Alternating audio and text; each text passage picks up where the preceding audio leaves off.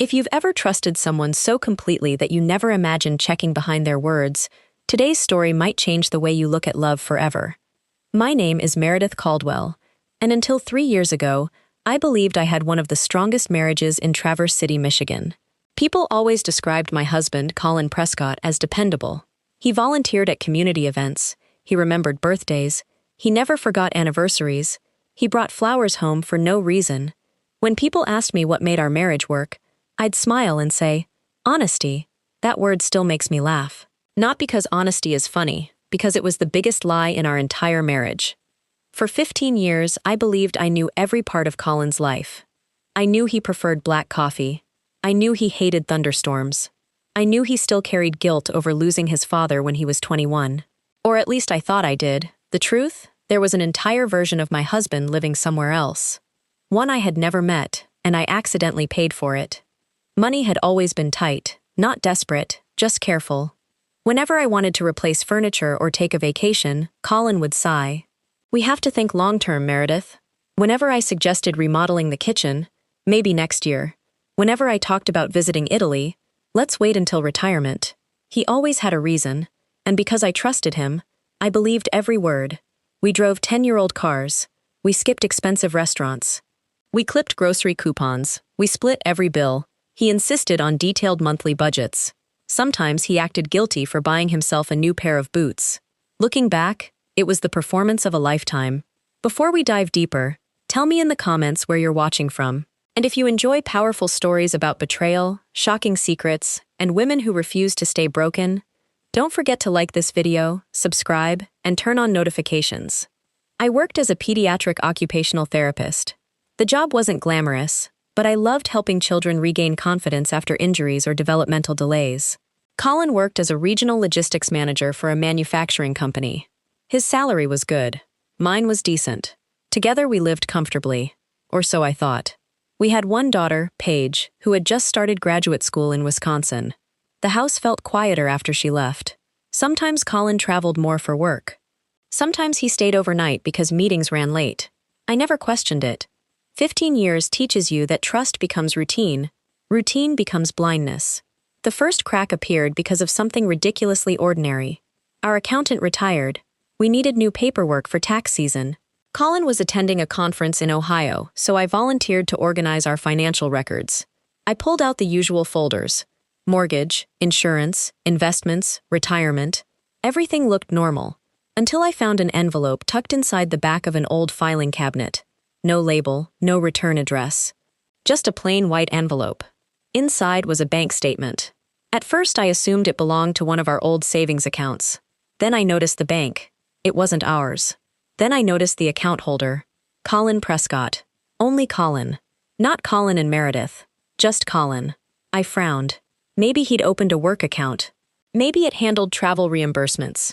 I almost put it away. Then I looked at the balance. I actually blinked because I thought I'd misread it. $412,683.19. My knees weakened. That couldn't be right. There was absolutely no way. We had spent years postponing repairs because Colin insisted we couldn't afford them. Our roof leaked 2 winters ago. He refused to hire the expensive contractor. When Paige needed extra tuition money, he suggested taking a student loan. When my mother required assisted living after her stroke, he told me we'd exhausted our savings. Yet this account held over $400,000.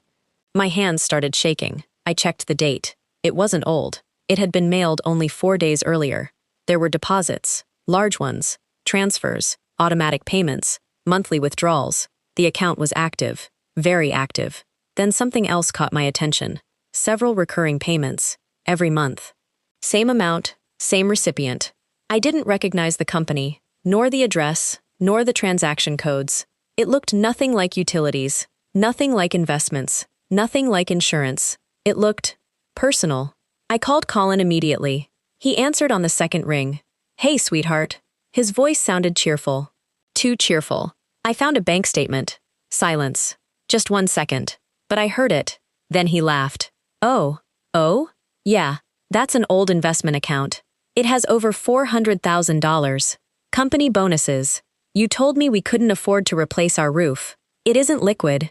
It looks pretty liquid. You don't understand how investments work. I understand bank statements. His tone changed. We'll discuss it when I get home. I'd like to discuss it now. I'm heading into a meeting. Click. He hung up. On me. For the first time in 15 years. I stared at my phone. Something wasn't right. Not just the money. The way he'd answered. The hesitation. The irritation. Colin never hung up on me. Ever. I called back. Straight to voicemail. Instead of calming down, I started looking closer at the statement. Then I noticed one payment that repeated every month. Exactly $3,000. The recipient listed only an address. Curiosity overcame me. I typed it into my laptop. A house appeared. A beautiful white colonial home. On a quiet street. About 45 minutes away. I had never been there. Why was my husband sending thousands of dollars every month to a private residence? Maybe it belonged to his mother. No. She lived in assisted living. Maybe his brother. Impossible. His brother lived in Arizona. Maybe rental property? But Colin hated real estate. He'd said it was too risky. The explanations kept collapsing, one after another, until only one possibility remained. One I refused to believe. That evening I drove there. I told myself I simply wanted answers. Nothing more. The neighborhood was peaceful. Children rode bicycles. Sprinklers watered lawns. Dogs barked behind white fences. It looked like the kind of neighborhood families dreamed about. The address belonged to a gorgeous 2-story home with blue shutters and flower beds. Definitely not abandoned. Definitely occupied. I parked across the street. Waited. 20 minutes. Then the front door opened. A little boy, maybe 6 years old, blonde hair, blue eyes. He laughed while chasing bubbles across the yard. Behind him walked a woman. She couldn't have been older than 35. She smiled as she watched him play. Then, another little girl joined them, around 4 years old. She wrapped herself around the woman's leg. The woman bent down and kissed the top of her head. A perfectly ordinary family. So why was Colin paying their bills? I was about to leave when a black SUV turned into the driveway. My heart stopped. I recognized it instantly. It was Colin's company vehicle. He climbed out. Not surprised, not confused, comfortable. He opened the back door, pulled out grocery bags. The little boy screamed. "Daddy!" My entire world shattered. "Daddy!" I watched my husband kneel and lift the little boy into his arms with practiced ease. The little girl ran next. He picked her up too. Then he kissed the woman. Not awkwardly, not like an affair, like a husband coming home. I couldn't breathe. I couldn't think. I couldn't even cry. I just sat frozen as my husband of 15 years, walked into another house, holding another family's groceries, while 2 children called him Dad. And somehow, that wasn't even the worst secret I was about to uncover. I don't remember driving away from that neighborhood. To this day, I couldn't tell you which roads I took or how I made it home without crashing the car. My hands were gripping the steering wheel so tightly that my fingers ached. Every few seconds, I heard that little boy's voice echoing in my head. Daddy! Not Mr. Colin. Not Uncle Colin. Daddy. Children don't fake that kind of love. It was natural, comfortable, practiced. The way my own daughter, Paige, used to run into Colin's arms after preschool. The image replayed over and over until it made me physically sick. When I reached our house, I didn't go inside immediately. I sat in the driveway for nearly an hour, staring at the front porch we'd painted together 12 summers earlier. Every flower bed, every window, every brick. Suddenly, none of it felt like home anymore. It felt like the set of a movie I'd been tricked into believing was real. I barely slept that night. Every explanation my mind offered sounded more impossible than the last. Maybe Colin had secretly fathered those children years ago. Maybe he was supporting them out of guilt. Maybe the woman was widowed. Maybe... But none of those theories explained the kiss. That wasn't obligation. That was intimacy. The kind that grows from years together. Around 3 a.m, I climbed out of bed and walked into Colin's home office. I'd never searched through his things before. Not once in 15 years. Trust had made curiosity unnecessary. Now trust was gone. I opened his desk drawers. Nothing unusual. Pens. Receipts. Business cards. Old notebooks. Then I unlocked the bottom drawer using the tiny key taped beneath the desk. I'd seen him hide it years earlier, but I'd never touched it. Inside was a leather portfolio. There were tax records from work, conference itineraries, a passport, then another envelope. This one was thick. My stomach tightened. Inside were dozens of receipts: furniture stores, toy shops, children's clothing boutiques, pediatric dental appointments, school tuition payments, dance lessons, Little League registration fees. Every receipt carried the same address, the same house I'd visited, and every payment had come from Colin's secret account. I sank into his office chair. The date stretched back almost 8 years. 8 years. That meant this wasn't some recent mistake. It wasn't a temporary affair. It wasn't a brief lapse in judgment. This was an entire parallel life. One carefully planned, one carefully financed, one carefully hidden. From me. The next morning, Colin texted. Meeting ran late. Staying another night. Love you. Love you. I stared at those words until I laughed. Not because they were funny, because they had become meaningless. He wasn't in Ohio. He was 45 minutes away, eating breakfast with another family. Instead of replying, I drove back to the neighborhood. This time, I parked farther away. I told myself I only wanted answers. Nothing reckless, nothing dramatic, just answers. Around 9:30, the garage door opened. The same black SUV backed out. Colin waved toward the front porch. The woman smiled and blew him a kiss. The children stood beside her. The little boy saluted dramatically. Colin laughed before driving away. He looked happier than I'd seen him in years. I waited another 20 minutes. Then I walked to the front door. My heart pounded so loudly I thought she might hear it before I knocked. She answered almost immediately. She was even prettier up close. Soft blonde hair, kind blue eyes, simple jeans and a cream-colored sweater. She smiled politely. Can I help you? For a second, I couldn't speak. Because she didn't recognize me. Not even a flicker. Not even confusion. She had absolutely no idea who I was. I'm sorry to bother you. No problem. I think I have the wrong address. She smiled again. It happens. I should have walked away. Instead, I heard myself ask, Does Colin live here? Her smile widened. You know my husband? My knees nearly buckled. My husband. She had said it so naturally, so confidently, like there had never been another possibility. I'm an old coworker. Oh, Colin's at work. I know. I'm Rachel, by the way. Rachel. She extended her hand. Without thinking, I shook it. The woman whose husband was also my husband, neither of us realizing we were standing inside the same nightmare. I'm Meredith. It's nice to meet you. Nice. The word almost made me choke. Before I could leave, 2 little faces peeked around the hallway corner. The blonde boy. The little girl. Rachel smiled. Come say hello. The boy ran over. I'm Owen. I'm Lily. They were adorable. Bright-eyed. Completely innocent. My chest tightened so painfully I could barely breathe. They weren't responsible for any of this. They believed Colin belonged entirely to them, just as Paige had believed he belonged entirely to us. Rachel rested a hand on Owen's shoulder. Our kids keep me busy. Our kids. I forced a smile. They're beautiful. Thank you. Owen grinned proudly. Daddy says I hit the baseball farther than anybody. I swallowed hard. I'm sure you do. Daddy's taking me fishing Saturday, Rachel laughed. He hasn't stopped talking about it all week. Fishing. That explained every Saturday Colin claimed he had management meetings. As I turned to leave, Rachel stopped me. Wait. She disappeared inside and returned holding a small plate. I baked blueberry muffins this morning. Would you like some? I stared at the warm muffins. This woman thought she was offering kindness to a stranger. She had no idea she was handing food to the wife she'd unknowingly replaced. No, thank you. Are you sure? I'm sure. She smiled again. Well, maybe we'll see you around. I nodded once, then walked back toward my car before the tears finally came.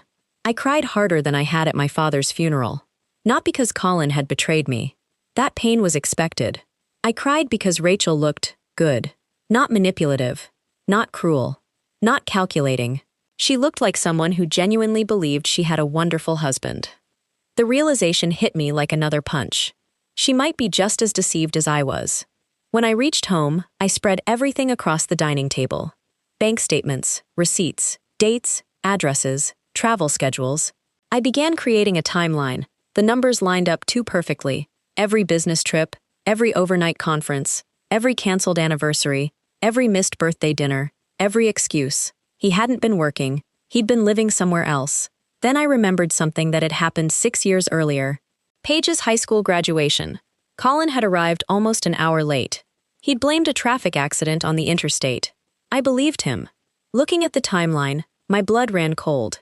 That same afternoon, there was a receipt from a children's hospital near Rachel's neighborhood. Pediatric emergency visit. Exactly during the hours he claimed to be stuck in traffic. He hadn't been delayed. One of those children had been sick, and he'd chosen to be with them. The more I uncovered, the less my marriage resembled reality. Every gap in our life matched activity in theirs. He hadn't been absent because work demanded it. He'd simply divided himself between 2 wives. That evening my phone rang. It was Paige. "Hey, Mom."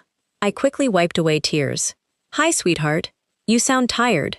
Long day. Is Dad back from Ohio?" There was a long silence before I answered. "Not yet. He promised we'd all have dinner Sunday." "I'm sure he'll try." Paige laughed. "You know Dad. He's always keeping promises." The words pierced straight through me. Always keeping promises. If only she knew. After we hung up, I noticed something tucked inside one of Colin's folders. A folded piece of paper. It wasn't a receipt. It wasn't a bank statement. It was a life insurance policy. I unfolded it slowly. Policy owner, Colin Prescott. Primary beneficiary, not Meredith Prescott, not Paige Prescott. The name read, Rachel Prescott, and beneath her name, Owen Prescott, Lily Prescott. My daughter wasn't listed anywhere, neither was I. At that moment, I realized something terrifying. I hadn't just lost my husband. He had been quietly erasing us for years. And if I wanted the truth, I would have to stop thinking like a heartbroken wife and start thinking like someone building a case. People always imagine betrayal as one explosive moment. A confession, a photograph, a lipstick stain. But real betrayal doesn't arrive all at once. It unfolds one receipt, one lie, one forgotten detail at a time. By the end of that week, I had cried enough. I had screamed into enough pillows. I had stared at enough old family photographs wondering which smiles had been genuine. None of it changed one simple fact. Colin had spent years lying to me. If I confronted him now, he'd deny everything. Or worse, he'd disappear before I understood the full truth. I needed evidence, not suspicions. Monday morning, I called my supervisor. "I need to take a few personal days." She immediately asked if everything was all right. I almost said yes. Instead, I answered honestly. "I honestly don't know." She didn't press me. For that, I'll always be grateful. The first thing I did was hire a private investigator. His name was Graham Sutton. He had retired after 27 years with the Michigan State Police before opening his own investigative firm. His office wasn't glamorous. Old filing cabinets, coffee stains on the desk, certificates hanging crookedly on faded walls. Exactly the kind of place that inspired confidence. After I finished explaining everything, Graham leaned back quietly. "You haven't confronted him?" "No."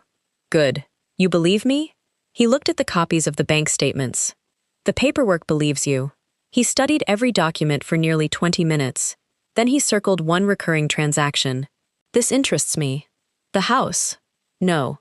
"The payroll deposits?" "What about them?" "They're larger than what someone with his position usually earns." I frowned. "I don't understand." He turned the statement toward me. "Your husband isn't just hiding another family." "Then what?" "I think he's hiding another income source." That possibility hadn't even crossed my mind. I thought the biggest secret was Rachel. Apparently, Graham wasn't convinced. People capable of maintaining 2 families usually don't rely on one paycheck. So where's the money coming from? That's what we'll find out. 3 days later, Graham called. His voice sounded unusually serious. "You need to come in." "What happened?" "I'd rather show you." My stomach tightened all over again. By then, I was beginning to hate those words. When I arrived, several photographs were spread across his desk. Colin, Rachel, the children, nothing surprising. Then another photograph. A commercial warehouse. I looked at Graham. "What's this?" "Your husband's second job." I thought he worked for Hartwell Manufacturing. "He does." So every Tuesday and Thursday evening, after leaving Hartwell, he drives here. "What is it?" "A distribution company." "I've never heard of it." "You weren't supposed to." He handed me business registration records. The owner listed wasn't Colin. It was an LLC. The LLC owner wasn't Colin either. Another holding company. Layer after layer. Graham smiled faintly. People hiding money rarely put their names on anything, so whose company is it? He slid over another document. I stared, then blinked, then read it again. The registered manager was Rachel Prescott. I looked up in confusion. So she owns it? Legally. But Colin runs it? Looks that way. I felt another wave of uncertainty. Was Rachel involved? Or was she just another name being used? Graham folded his hands. I don't think she knows. What makes you say that? Every afternoon she leaves for work at the elementary school. School? She's a reading specialist. I stared at him. She has a full-time job? Yes. So she isn't living some luxurious secret life? No. Then why is the company in her name? Because someone convinced her to sign paperwork. That sounded exactly like Colin. He always handled paperwork. He'd often ask me to sign documents without reading every page. I usually trusted him. Now I wondered how many signatures I'd given away over the years. Graham wasn't finished. There was something else. He handed me a photograph taken outside the warehouse. It showed Colin speaking with another man. Tall, gray-haired, expensive suit. They looked tense. What am I looking at? His business partner. Who is he? Graham handed me another sheet. The name nearly stopped my heart. Douglas Mercer. I knew that name. Everyone in Traverse City knew it. Douglas Mercer had built one of northern Michigan's largest property development companies. He was wealthy, powerful, connected. What was Colin doing with him? The warehouse is one of Mercer's properties, Graham explained. So Colin works for him? I don't think so. What do you think? I think they're partners. I laughed nervously. My husband clips grocery coupons. So you believed. That evening I returned home and started searching through old tax returns. Something suddenly bothered me. Something I should have noticed years earlier. Every return had been prepared by Colin. He insisted it saved money. I trusted him. Now I compared those returns to the new bank statement. The income didn't match. Not even close. There were entire streams of money never reported in the paperwork I'd seen. Either Graham was wrong, or someone had committed tax fraud. My phone rang. Colin. I stared at the screen until it stopped. Then he called again, and again. Finally I answered. Hey, you've been acting strange. Have I? You barely text. I've been busy. When I get home tomorrow, we need to talk. I agree. There was a pause. You aren't upset about that investment account, are you? The casual tone made my blood boil. I just have questions. I told you. No. You'll understand eventually. Eventually. Another promise designed to delay the truth. The next afternoon, Graham called again. I followed him today. And? He met with a lawyer. I closed my eyes. For what? I don't know. Then he hesitated. Actually, what? The law office specializes in estate planning. My pulse quickened. Wills? Yes. Trusts. Property transfers. I gripped the phone. Could he be updating documents? It's possible. Without telling me? It's more than possible. That evening, I searched every drawer in our bedroom. Nothing. Then I checked the safe hidden behind one of Colin's old hunting jackets. Inside were passports, birth certificates, property deeds, and one sealed envelope marked, personal, if anything happens to me. My hands trembled. I broke the seal. Inside was a handwritten letter. Not to me, to Rachel. If you're reading this, something happened before I could explain everything. Please remember I did everything to protect our future. The accounts you've never asked about belong to you and the kids now. Trust Douglas. He knows what to do. I read it 3 times. Not once did he mention me. Not once did he mention Paige. Not once. 15 years of marriage. Reduced to absolutely nothing. I carefully put every document back exactly as I'd found it. Then I sat alone in the dark living room. For the first time, I wasn't crying. I wasn't angry. I was thinking. Because one question refused to leave my mind. If Rachel truly believed she was Colin's only wife, and I truly believed I was Colin's only wife, then someone had gone to extraordinary lengths to keep us apart. The question was, why? What was so valuable, so dangerous, that my husband had built 2 completely separate lives just to protect it? I had a feeling the answer wasn't waiting inside his secret bank account. It was hidden somewhere much deeper, and whatever it was It was about to destroy far more than one marriage. The following Tuesday, I made a decision that would have terrified the woman I used to be. I stopped waiting for Colin to make a mistake. I was going to make one for him. If he had spent years keeping Rachel and me apart, then meeting her was exactly what he feared most. The problem was, I couldn't simply knock on her door and say, "Hi, I'm your husband's other wife." Not yet. I still didn't know who had been deceived, or who had been helping him. So I waited. According to Graham's surveillance, Rachel worked at a small elementary school just outside Traverse City. She arrived every morning at 7:30, left just after 3, picked up Owen and Lily, stopped at the grocery store twice a week. Her routine barely changed. On Thursday afternoon, I parked across from the school. Children poured out of the building laughing, backpacks bouncing against their shoulders. Teachers stood outside waving goodbye. A few minutes later, Rachel walked out carrying a stack of reading folders. She looked exhausted. Nothing about her suggested someone living a glamorous secret life.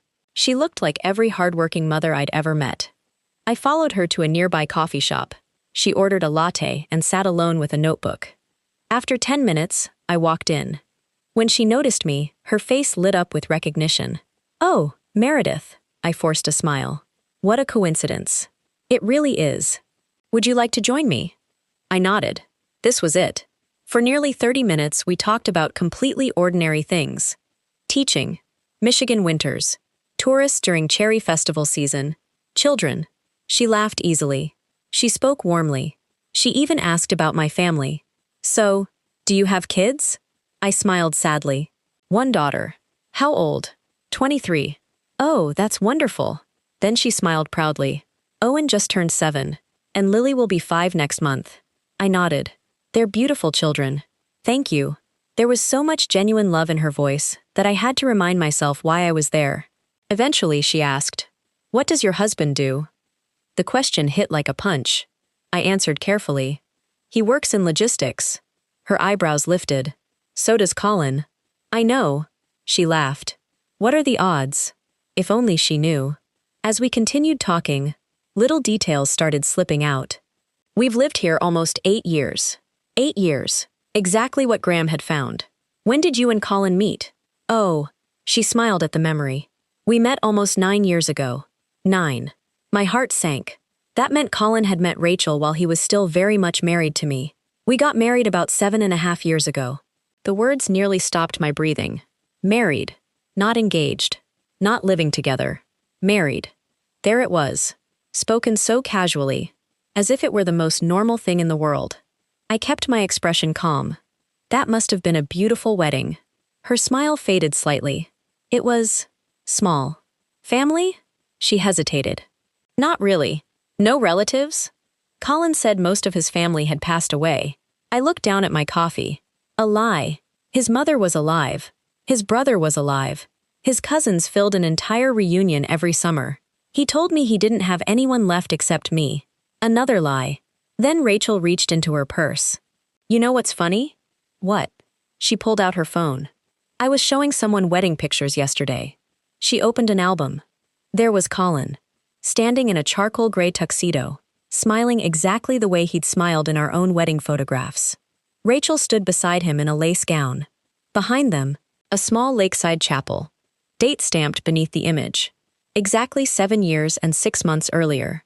1 week after he'd told me he was attending a leadership conference in Chicago.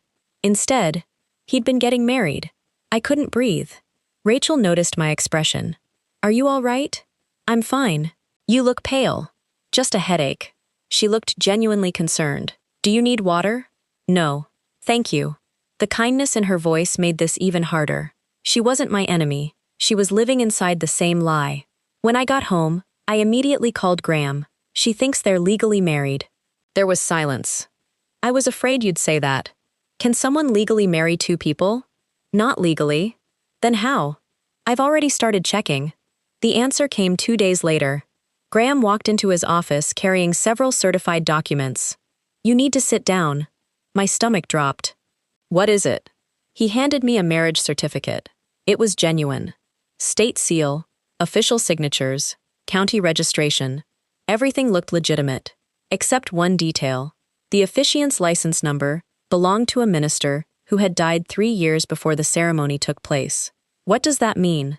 It means someone forged the paperwork. So, they're not legally married? Correct. But Rachel believes she is. Exactly. My hands began shaking. So Colin staged an entire wedding? Looks that way. What kind of person does that? The kind who needs someone to believe they're protected. I stared at the document. So legally, you are still his only wife. The room fell silent. For years, Rachel had believed she was Mrs. Colin Prescott. Legally, she wasn't. Which meant every property, every account, every business transaction completed as husband and wife could become a legal nightmare. But Graham wasn't finished. I found something else. He slid another file across the desk. Inside were birth certificates. Owen Prescott, Lily Prescott. They're his children. Without question, I obtained a hospital record. I closed my eyes. So those kids are innocent. They're completely innocent. That night, I barely slept. I couldn't stop thinking about Rachel, about how confidently she'd shown me those wedding photos, about how lovingly she'd talked about Colin. She had trusted him just as completely as I had, maybe even more. Then another thought hit me. If Colin had lied about being legally married, what else had he lied to Rachel about? Yeah. The next afternoon, my phone rang from an unknown number. Hello? A woman's voice answered. Meredith? I froze. Who's this? It's Rachel. Every muscle in my body tightened. How did you get my number? I found it. My heart started racing. Is everything all right? There was a long silence. Then she whispered, I found something in Colin's briefcase. I didn't speak. It was a family photograph. I closed my eyes. She continued, You were in it. Another pause. There was a little girl beside you. Paige. I asked Colin who you were. What did he say? Rachel's voice cracked. He said you were his cousin. I almost laughed. Almost. But she took a shaky breath. I don't think he was telling the truth. Neither of us spoke for several seconds. Finally, she whispered the question that changed everything. Meredith, who are you? I looked out the living room window as 15 years of lies came crashing together. Then I answered with the only truth that mattered. I'm not your husband's cousin. A sharp intake of breath echoed through the phone. I continued quietly. I'm his wife. The line went completely silent, and somewhere on the other end, I could hear Rachel's entire world falling apart. Rachel didn't say another word. For several long seconds, all I heard was her breathing. Then, no. It came out as barely a whisper. No. That's not possible. I wish it wasn't. You're lying. I wish I were. My wedding. I've seen the pictures. My marriage certificate. I've seen that too. She started crying. Not loud, not dramatic. Just quiet, broken sobs from someone whose entire identity had been ripped away in a single sentence. Finally, she managed to ask, Can we meet? An hour later, we sat in a secluded corner of a small park overlooking Grand Traverse Bay. Neither of us knew how to begin. Rachel looked like she hadn't slept in days. Her eyes were swollen. Her hands trembled as she held a paper coffee cup she'd barely touched. The confident woman I'd met at the coffee shop was gone. I brought something, she said quietly. She opened a large envelope and slid several documents across the picnic table. Wedding photographs, greeting cards, insurance papers, Christmas pictures, birthday invitations, years of memories. I thought these proved we had a life together. She looked at me. Now I don't know what any of it means. I slowly placed my own folder beside hers. Family photos, mortgage documents, our legal marriage certificate, Paige's birth certificate, tax returns, 15 years of marriage. Rachel stared at the marriage certificate, the date, the county seal, the official signatures. Then she looked back at me. You married him before I even met him. Yes. Oh my God. She covered her face with both hands. I didn't know. I believe you. I swear I didn't know. I know. I would have never. I know. For the first time since this nightmare began, I wasn't speaking to the woman I thought had stolen my husband. I was speaking to another victim. Rachel took a deep breath. I need you to know something. What? I never questioned him because he always had an answer. So did mine. He said his parents had died. They hadn't. He said he worked late because he was trying to build a future for our children. He told me the same thing. He said he couldn't post family pictures online because of a dangerous former client. I frowned. He told me social media was a waste of time. Rachel gave a bitter laugh. He just made different lies for different audiences. Then she reached into her purse again. This is what made me call you. She handed me a small spiral notebook. I found it inside his briefcase. I opened it. It wasn't a diary. It was a schedule. A color-coded schedule. Monday, Meredith. Tuesday, Rachel. Wednesday, business dinner. Thursday, Rachel. Friday, Meredith. Alternate weekends carefully marked. Every hour of his life had been planned with military precision, not because he was busy, because he was managing two completely separate families. Rachel looked sick.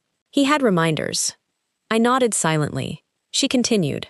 One page says, buy Meredith anniversary flowers. Another page, take Lily to dance recital. She wiped away fresh tears. How do you schedule love? You don't. You schedule deception. As I flipped through the notebook, one page stopped me cold. At the top, written in Colin's handwriting, were 3 words. After Douglas signs. Below that was a checklist. Finalize warehouse transfer. Move remaining funds. Update trust. Tell Meredith. Move permanently. I stared at the final line. Move permanently. Rachel leaned closer. What does that mean? I looked up. I think... The words barely came out. I think he was planning to leave me. Before either of us could speak again, my phone rang. It was Graham. I answered immediately. I've been trying to reach you. What's wrong? I found out who Douglas Mercer really is. I know he's Colin's business partner. No. His voice was tense. That's only part of it. What do you mean? Meet me at my office, now. Rachel insisted on coming with me. When we arrived, Graham was standing beside a whiteboard covered in documents, property records, photographs, and timelines. He looked from me to Rachel. I assume she knows. She knows. He nodded. Then both of you need to hear this. He pointed to a corporate chart. For years, you believed Colin worked as a logistics manager. We both nodded. That was true. He moved his finger to another company. But 6 years ago, Douglas Mercer quietly made Colin a minority partner in several property investments. Rachel frowned. So Colin was rich? Much richer than either of you realized. He pointed to another document. The warehouse. The rental properties. The investment accounts. The trust. They're worth several $1,000,000. Rachel gasped. Several million? I couldn't even process the number. We struggled to replace our roof, I whispered. Graham nodded grimly. Because he wanted both households to believe money was limited. Then Graham handed me one final document. There's more. It was a draft purchase agreement. For a home. Not in Michigan. In Charleston, South Carolina. Purchase status, pending. Buyer, Colin Prescott. Co-buyer, Rachel Prescott. Rachel stared at the paper in disbelief. I've never seen this. I know. The signature. She leaned closer. That's not mine. The room fell silent. She looked up at Graham. Someone forged my signature. He nodded slowly. We had it examined this morning. I felt my stomach twist. If he forged hers, I whispered. What if he's forged mine too? That question led us back to my house. Together, the 3 of us searched every file, every cabinet, every safe. Late that evening, Graham opened one old storage box filled with legal paperwork. Hidden beneath old insurance policies was a folder neither Colin nor I had touched in years. Inside was a notarized document transferring partial ownership of our home into a holding company. The signature beside my name looked almost perfect. Almost. But it wasn't mine. Rachel looked at me. He forged yours too. Graham quietly closed the folder.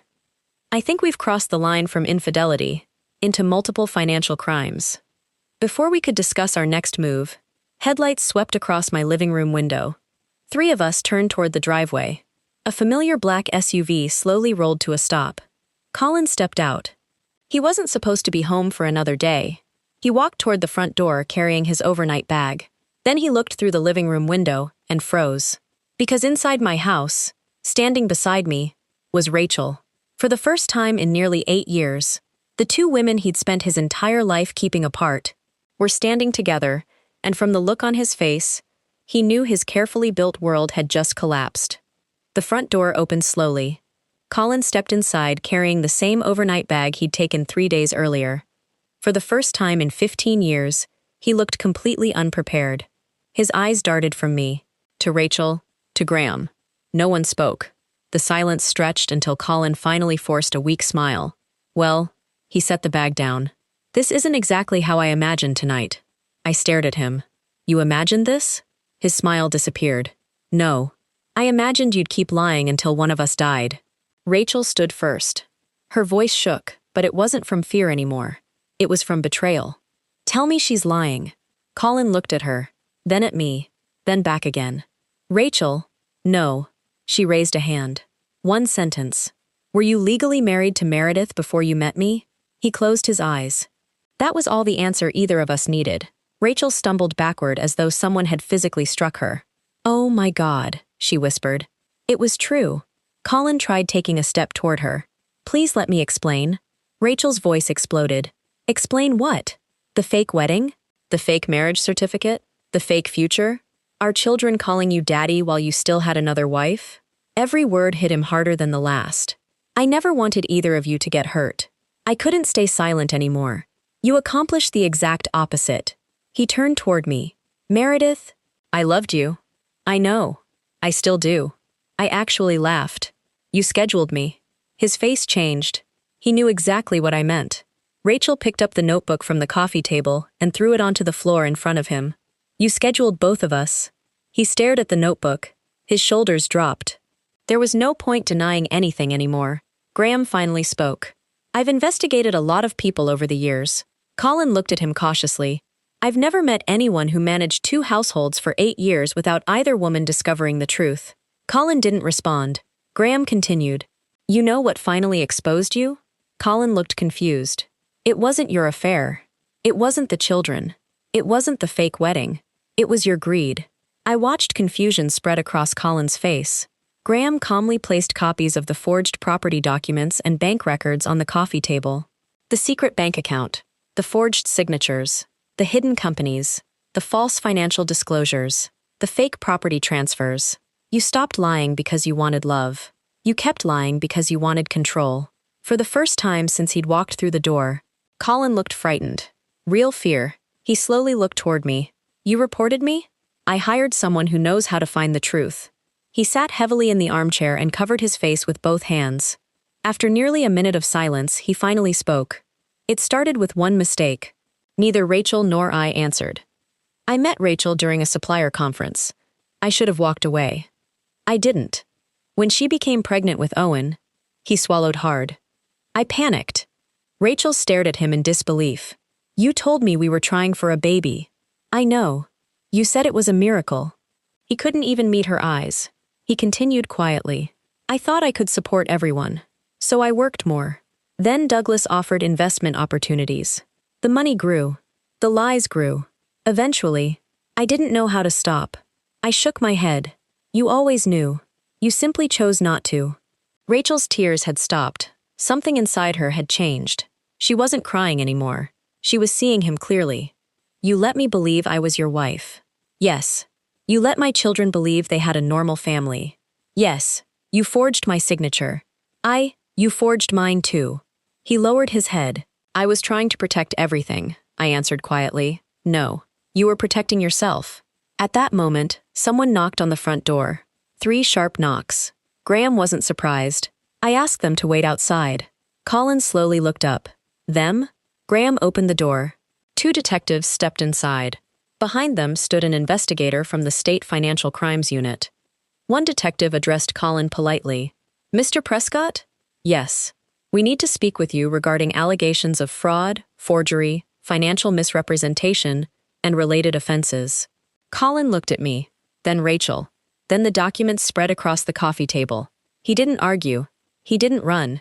He simply nodded. I understand. As they escorted him toward the door, he stopped beside me. I'm sorry. I looked directly into his eyes. For years, I'd imagined hearing those words. I thought they would heal something inside me. They didn't. Because an apology cannot restore years that were stolen.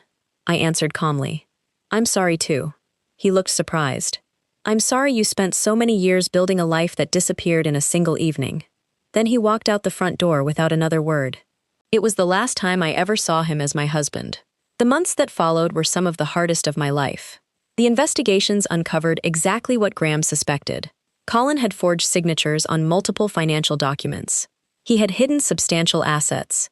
He had filed inaccurate financial information. Several of Douglas Mercer's business dealings also came under scrutiny. Eventually, Douglas agreed to cooperate with investigators in exchange for a reduced sentence, revealing records that confirmed years of fraudulent transactions. The legal process took time, but the truth no longer depended on Colin's version of events. It was written in documents, bank records, and sworn testimony. Rachel and I stayed in touch. At first, it was because we had no one else who truly understood what had happened. Later, it became genuine friendship, not the kind built on shared hobbies, the kind built on surviving the same storm. She often apologized for something that had never been her fault. I reminded her every single time. We were both lied to. Neither of us had stolen the other's life. The same man had stolen years from both of us. The hardest conversation came with Paige. I expected anger. Instead, she hugged me. For a long time, then she quietly said, "You deserved so much better, Mom." Those words healed more than she probably realized. Rachel faced an equally difficult task explaining the truth to Owen and Lily. She did it with honesty, while protecting them from burdens they were too young to carry. The children continued to know Colin as their father, but now the adults around them were committed to truth instead of deception. About a year later, I finally replaced the leaking roof. Not because I wanted a new roof, because every hammer strike reminded me that I was rebuilding something honestly. One crisp autumn afternoon, Rachel came over with Owen and Lily. Paige happened to be visiting that weekend. The children played in the backyard, laughing as they chased colorful leaves across the grass. Paige smiled as she watched them. "They're good kids. They really are." Rachel looked at me. "Thank you." "For what?" "For answering the phone."